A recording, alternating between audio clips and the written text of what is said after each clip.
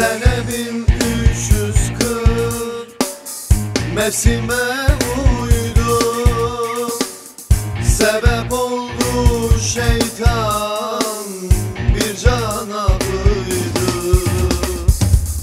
Katil defterime adımı yazdım.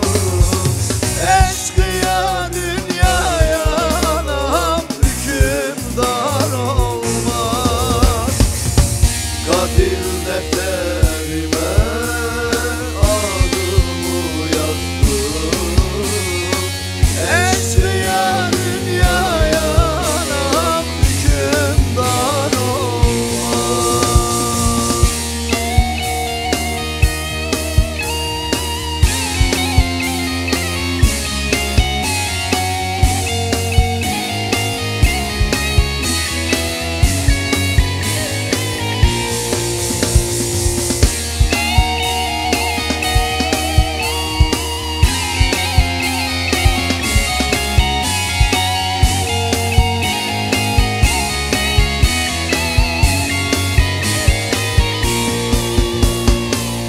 Çok zamanlar çektim kahrı zindanı, bize mesken oldu Sinop'un hanı.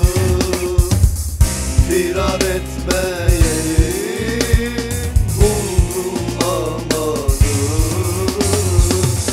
Eşkıya dünyaya anam hükümdar olmaz. Firar etmeyelim buldu amanı. Eşkıya dünyaya anam hükümdar olmaz.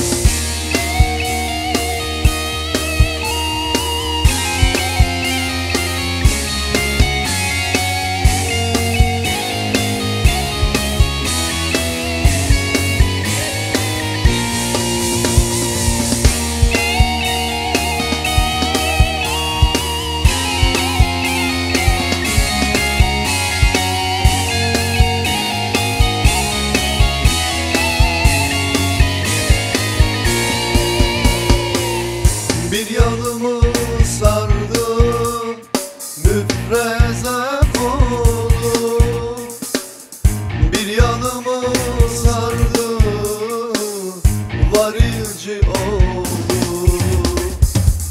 506